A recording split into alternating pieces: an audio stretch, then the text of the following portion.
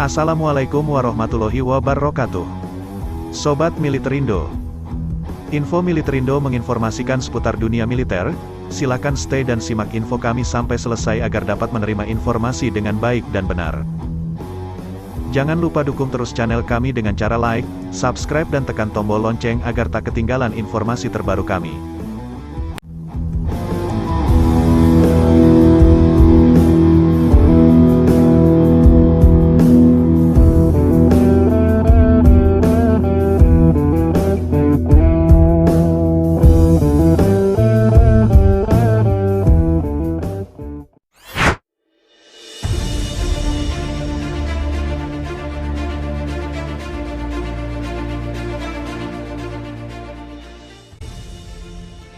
Kopasgat TNI AU yang sebelumnya bernama Pashas menjadi salah satu pasukan khusus Indonesia yang disegani dunia, termasuk Malaysia. Komando Pasukan Gerak Cepat, Kopasgat, yang semula bernama Pasukan Elit TNI AU Korps Pasukan Khas, identik dengan baret jingga di kepalanya. Dikutip dari Puspen TNI, perubahan nama Pashas menjadi Kopasgat TNI AU berdasarkan Surat Keputusan, SK, Panglima TNI Jenderal Andika Perkasa Nomor Kep 66-1/2022 tentang pemberhentian dari dan pengangkatan dalam jabatan di lingkungan TNI yang diterbitkan tanggal 21 Januari tahun 2022. Dilihat dalam SK tersebut, jabatan Marsekal Muda, Marsda, Eris Widodo Yuliastono yang semula Komandan Korpashas menjadi Komandan Kopasgat. Begitu pula dengan Marsma Taspin Hasan yang awalnya Wakil Komandan Korpashas menjadi Wakil Komandan Kopasgat. Sebelumnya, Panglima TNI Jenderal Andika Perkasa juga sudah memberi penugasan terbaru bagi pasukan baret jingga Pashas TNI AU. Pashas tidak lagi hanya diterjunkan dalam misi khusus namun akan dilibatkan dalam berbagai misi. Kedepan Korpashas akan dilibatkan dalam berbagai penugasan selain tugas-tugas khusus, sehingga akan memberikan wawasan baru. Ucap Jenderal Andika Perkasa dikutip dari Puspen TNI. Jenderal Andika juga berpesan agar kemampuan Pashas dan nama baik TNI bisa dijaga dengan sebaik-baiknya. Sehingga Korpashas selalu menjadi kebanggaan TNI dan seluruh masyarakat Indonesia, lanjutnya. Saat mengunjungi markas Wing 1 Korps Pasukan Khas TNI di Halim Perdana Kusuma pada Kamis, tanggal 16 Desember tahun 2021, Jenderal Andika juga menyampaikan rasa bangganya pada para prajurit pasukan elit TNI AU ini. Pashas TNI AU dianggap punya kemampuan yang unggul dan sangat baik sehingga bisa menjadi salah satu andalan Indonesia. Pasukan khusus yang terkenal dengan sebutan Baret Jingga ini memiliki kemampuan yang mumpuni dan telah ditempa untuk bisa menyelesaikan misi di 3 matra, yakni darat, laut dan udara. Pashas memiliki keunggulan khas yang tidak dilakukan oleh pasukan khusus TNI yang lain, yaitu operasi pembentukan dan pengoperasian pangkalan udara depan, OP3UD.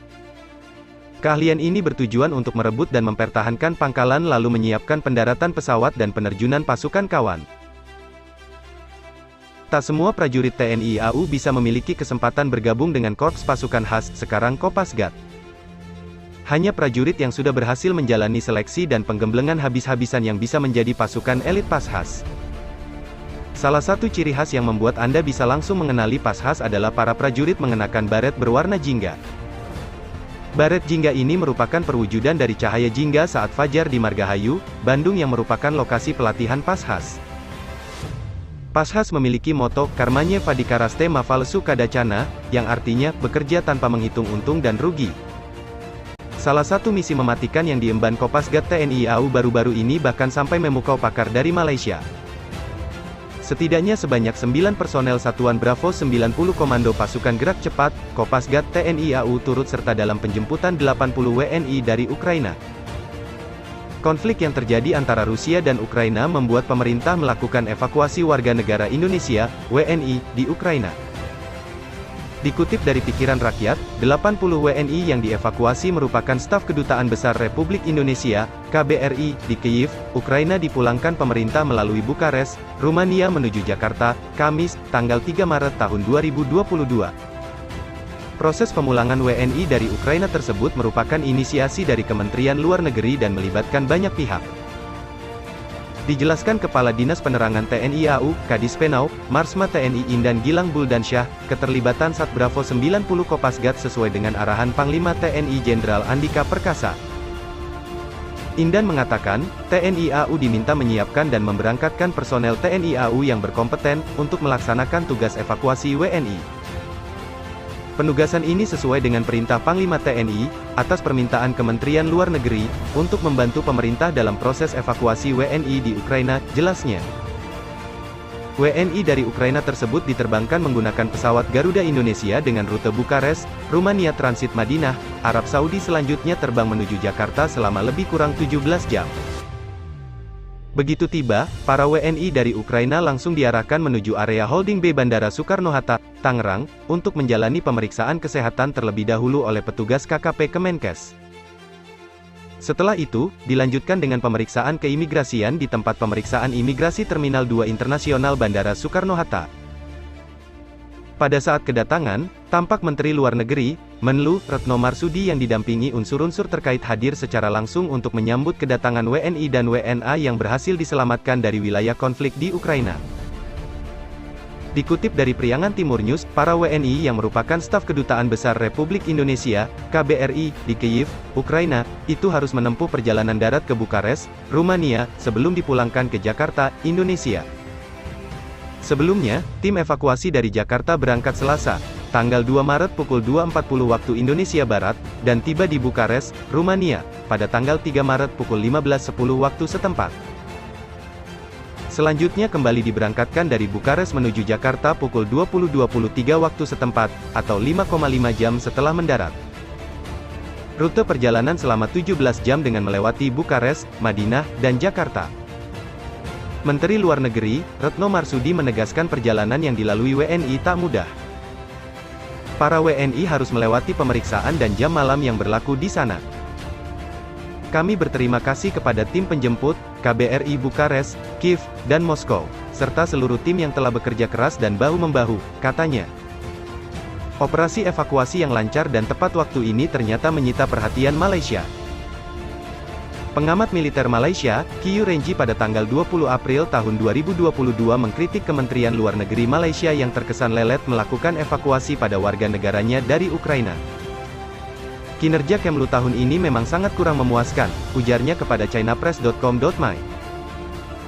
Kiu menjelaskan harusnya pemerintah Kuala Lumpur meniru langkah Indonesia segera mengevakuasi warga negaranya dari Ukraina. Kita semua ingat bahwa sebelum serangan Rusia ke Ukraina, negara-negara sedang dalam evakuasi para diplomat. Saya tidak bermaksud membandingkan dengan negara lain, tetapi evakuasi pemerintah Indonesia terbukti sangat baik, jelasnya. Kiu sampai menyoroti pengiriman pasukan khusus Indonesia ke Ukraina untuk proses evakuasi WNI tersebut. Saat itu, pemerintah Indonesia bahkan mengirimkan pasukan khusus secara acak untuk melakukan operasi evakuasi. Di sisi lain, negara kita buru-buru mengatur agar diplomat kita meninggalkan Ukraina serela pecahnya perang. Bukankah pendekatan ini akan membahayakan nyawa dan keselamatan diplomat kita? Jelas Kiu. Kiu melihat pengiriman pasukan khusus Indonesia ke Ukraina untuk mengevakuasi para WNI sebagai unjuk kekuatan nasional Jakarta dalam melindungi warganya dimanapun berada. Operasi evakuasi yang efektif menunjukkan kekuatan nasional yang komprehensif dari suatu negara dan juga dapat mengamati kemampuan respon krisis dari negara yang bersangkutan, bebernya.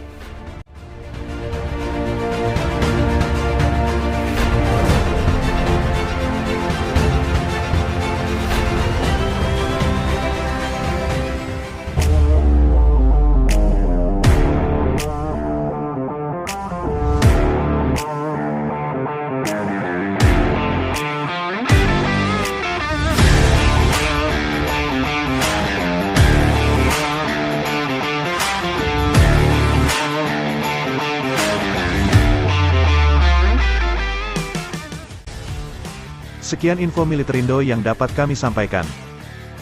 Jangan lupa dukung channel kami dengan cara like, subscribe dan share sebanyak-banyaknya ke teman kalian, agar mereka juga tahu info terbaru dari kami. Terima kasih sudah menyimak sampai selesai, sampai ketemu di info dan kisah selanjutnya. Dan akhirnya, wassalamualaikum warahmatullahi wabarakatuh.